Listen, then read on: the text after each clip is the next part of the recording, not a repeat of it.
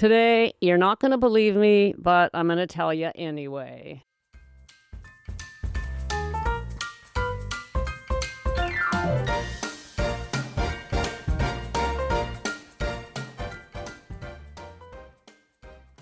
Welcome to Sobriety Snippets for Women Over 40, where we elevate our mindset and exchange hangovers for higher consciousness, one powerful snippet at a time.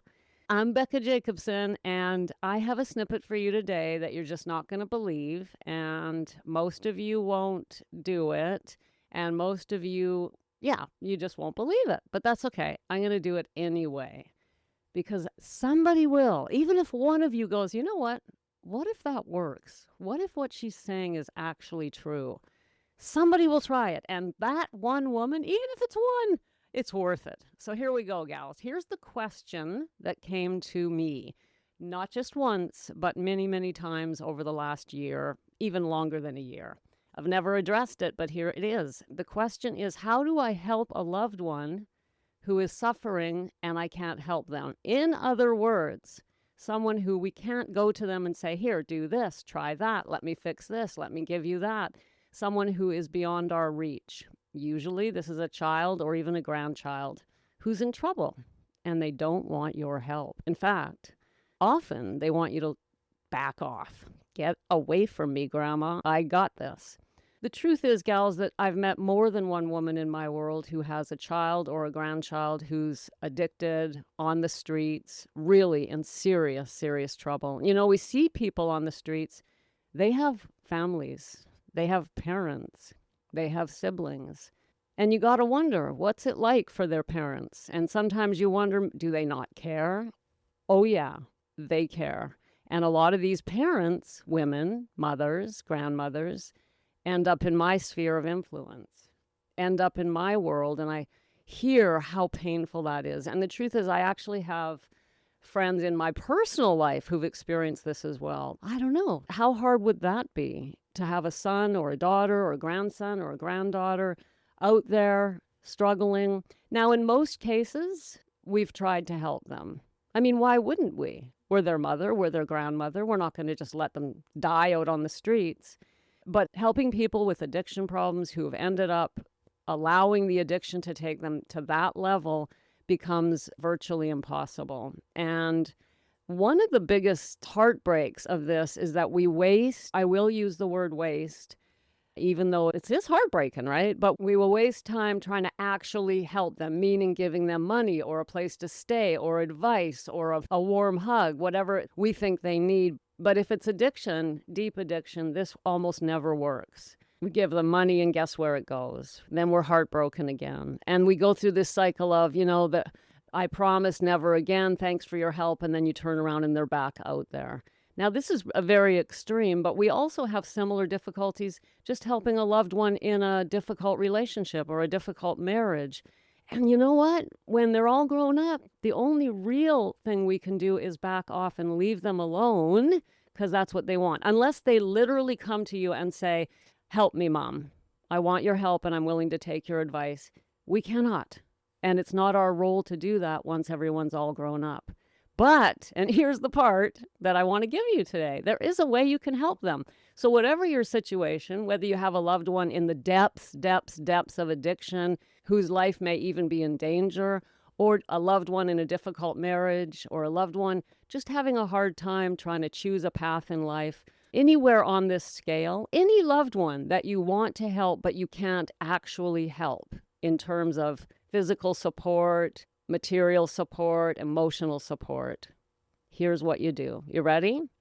Now, as I said, there's going to be somebody, one of you out there is going to believe me and do this and experience the results. My dear, here's how you help them. You set up a new practice where you commit to a couple of minutes, and I mean a couple of minutes. We're talking 3, 5, I guess if you want. 3 would be enough. Well, give yourself 5 minutes so you have time to learn and practice this. This is not something that you do immediately perfectly. We don't do anything perfectly, do we? But we do want to practice this because we get better at it over time. So you're going to commit to a daily practice of sitting quietly in your sacred space. Now, if you're new in snippet land, you may not know what a sacred space is, and that's a different snippet. It's a private place in your home where you do your self-care, whether it's meditation, prayer, journaling. It's your space. But you can use any space, just don't be interrupted, right? So you've committed to a 5-minute daily practice, and here's what you do in that practice. Make the body comfortable, settle into a comfy chair. You can even lay down, but if you're prone to falling asleep, sit up. Take a few deep breaths, close the eyes, take a few deep breaths, and settle your nervous system.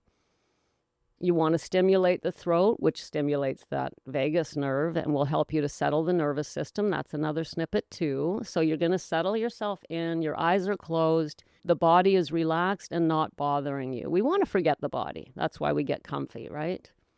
And then I want you to turn on your internal movie screen. Turn on that movie screen. You know the one where you get to visualize your best life, the one you used as a child when you were having fantasies of being the Hollywood star or Miss America or whatever it was.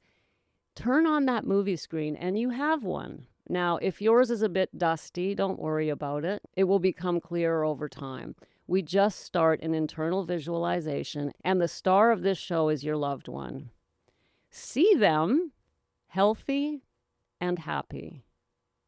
Now, I don't want a long, drawn-out narrative. This is not the whole hero's journey. This is just the end of the journey, seeing them healthy, happy, and looking at you with a big, fat smile on their face. If you like, you can have them saying, "Thank you, Mom," or "Thank you, Grandma." But that's the whole show. And I want you to create this little story in your mind. It is literally a 5-second story, 3 seconds maybe. It's their face smiling and them simply saying to you, "Thank you." They're just whispering thank you and looking at you with love. And you can see the healthy glow in their face. And I want you to spend your 2 to 3, maybe 4 minutes of visualization looping that story. Loop that visualization. See it over and over. There they are. Their face comes into your mind. Look at how healthy they are. They look you in the eye, whisper, "Thank you," and smile. And then loop it back to the beginning. They come back. They smile and say, "Thank you." Loop it back. They smile and say, "Thank you." I want you to practice this until it's as clear as you can possibly make it. Now, this might be fuzzy at first, and you've got a very dusty screen. You haven't been using your internal movie camera. That's okay. We're going to practice. My dear, if you did this every day with an open heart for 30 days, I know you would see a difference. What would that difference be? Actually, it wouldn't take 30 days. The truth is, it wouldn't take 30 days. The first thing that's going to happen is you're going to begin to feel better. Oh, let me add one more thing about the practice. As you're seeing them and they're saying, "Thank you, Mom," or "Thank you, Grandma," as you see their face glowing with health and their eyes are shining brightly and that you can see they're healthy. As that's happening, feel how you would feel if that really happened. So your part is to see it and feel it. Without the feeling part of this, it just feels like a big fat lie. And now you're thinking, well, it is, isn't it, Becca? No, it is not a big fat lie. What you create in your own imagination will help you to grow emotional resilience. More than that, there is a school of thought, and that's not only another snippet, it's another 1,000 snippets. We'll probably never go in that direction, but there is a school of thought, my dears, that says if you can imagine this vividly enough, it will come to pass. Do I believe that? Yes. Not only do I believe it, I've actually proven it in my life. As I said, that's another snippet. It's not that important that you believe that you can actually make this come to pass by visualizing it. That's not what matters here, gals. What matters here is you will grow emotional resilience. Your love for that human that you are trying to help will reach them.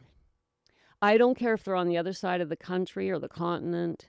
I don't care how low they've fallen, or maybe they're just in your neighborhood and they have an unhappy marriage. Whatever it is, your love from your heart will reach their heart.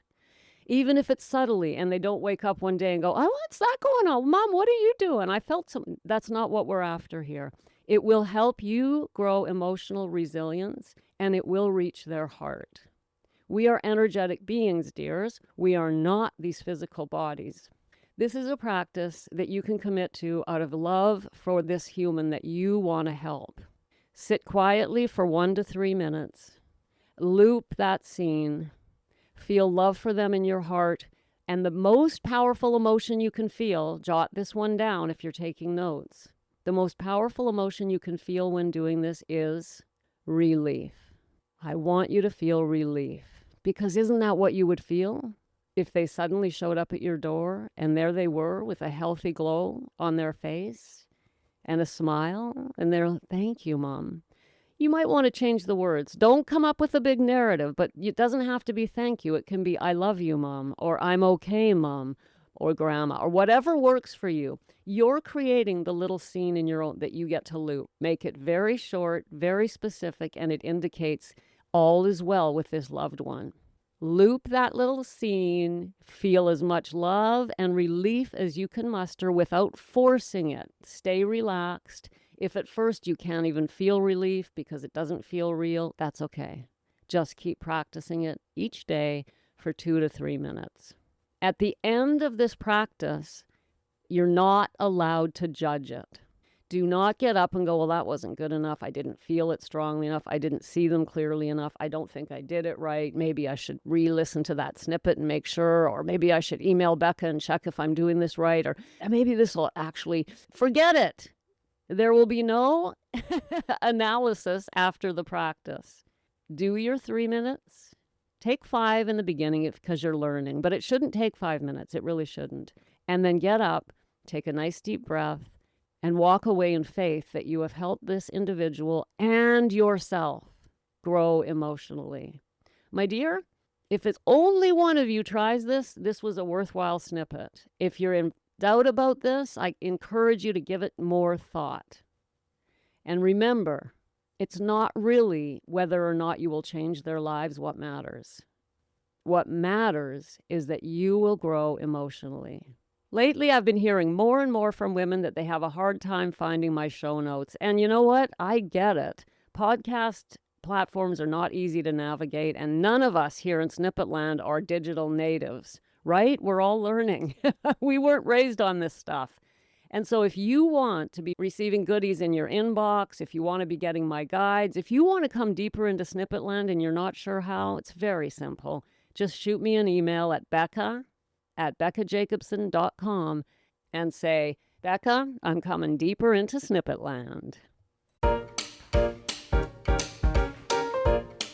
Thanks for popping in. Be sure to come back next time so I can keep your head on straight. Sending you buckets of love.